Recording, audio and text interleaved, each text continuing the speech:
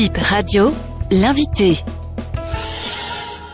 Bonjour Monsieur le Ministre. Pourquoi les négociations avec la junte militaire au pouvoir au Niger ont-elles échoué? Le cas du Niger est un cas extrêmement grave.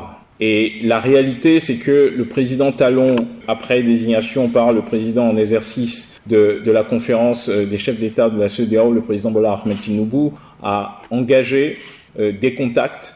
Mais la réalité, c'est que vous avez remarqué vous-même qu'on est passé en fait crescendo dans ce qu'on peut appeler une situation réellement déplorable en fait. Et donc à partir de cet instant, il n'est plus question d'être dans des médiations. On parle d'une situation où un président démocratiquement élu se fait kidnapper par des personnes qui sont en charge de sa sécurité. Donc c'est un cas extrêmement grave. Aucune autorité élue dans la sous-région n'est plus à l'abri. Si vous ne pouvez pas être en sécurité par les personnes qui sont chargées d'assurer votre sécurité et que ces personnes-là sont capables de vous kidnapper pour quelque raison que ce soit, vous vous rendez bien compte qu'en fait on a dépassé toutes les bornes en fait. Et je pense que le message que les chefs d'État de la CEDEAO souhaitent apporter, c'est ce message-là. La légalité constitutionnelle doit être respectée dans l'espace CEDEAO. Et c'est la raison pour laquelle je pense que les chefs d'État ont souhaité agir vite et agir de manière ferme. Il y a déjà eu des précédents concernant les coups d'État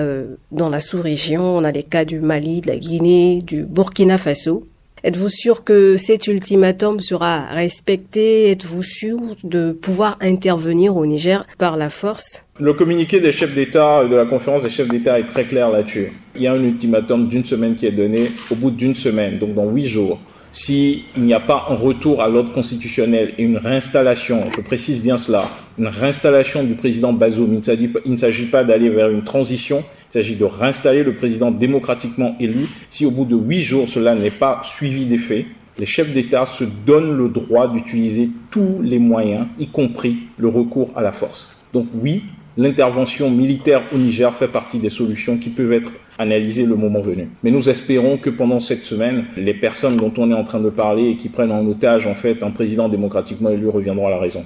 Quel sera le rôle de Patrice Talon dans cette crise? Il avait été annoncé au Niger et finalement il n'a plus été à Niamey. Concernant le rôle du président Patrice Talon, c'est un rôle actif au sein de la conférence des chefs d'État. Dans un premier temps, lorsque cet acte s'est passé le 26 juillet, les chefs d'État ont souhaité que ce soit plutôt une mission à haut niveau, une mission à un niveau chef d'État qui se déplace pour essayer de ramener la raison et passer très rapidement en fait à quelque chose qui soit en ordre avec l'ordre constitutionnel établi en fait. Et donc le président Patrice Talon a été désigné pour aller au Niger, s'enquérir en fait de la situation et s'assurer de l'intégrité physique du président Mohamed Bazoum et de la reprise de ses fonctions en fait. Entre-temps, le président Patrice Talon a dû passer par Cotonou pour des raisons logistiques. Entre le moment où le président Patrice Talon est revenu à Cotonou et son départ en fait pour Niamey le lendemain matin,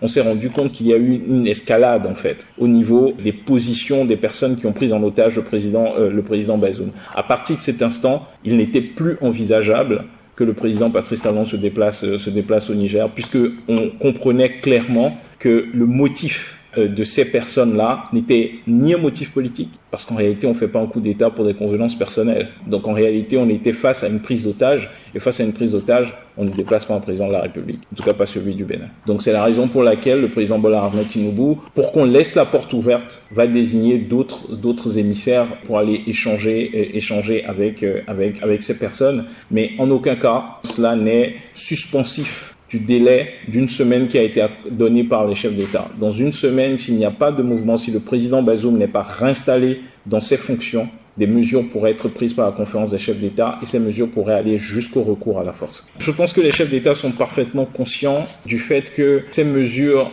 prises sur les populations pourraient avoir un impact, une incidence en fait sur les populations. Mais il est important qu'on puisse agir rapidement. Vous savez, parfois, lorsque votre corps, vous avez une gangrène, il y a des décisions qu'il faut prendre en fait. Ces décisions parfois peuvent faire mal sur le coup, mais permettent de sauver la vie par la suite. Nous sommes dans la même situation aujourd'hui. Il faut que quelque part les chefs d'État ont pris la mesure de la situation et il ne s'agit pas de punir le peuple nigérien parce que le peuple nigérien a légalement et constitutionnellement choisi un président. quelques mois, puisque le président Bazoum est à peine à mi-mandat. Et voilà que quelques individus, parce qu'ils sont détenteurs d'armes, décident de mettre un terme. En réalité, les actions qui sont prises en fait par la communauté sont dans un objectif de retour à l'ordre constitutionnel. Sur le coup, oui, il y aura des incidences, mais l'objectif, c'est la raison pour laquelle aussi les chefs d'État ont mis en place en fait cet ultimatum d'une semaine. L'objectif, c'est que cela ne s'installe pas dans la durée. Nous avons un objectif unique et ultime, c'est rétablir le président Bazoum. Et puis surtout, nous sommes en train, je pense que nous avons aussi un devoir collectif de préserver la région contre de telles initiatives en fait. Bip Radio, première radio d'info en continu du Bénin en direct de Cotonou.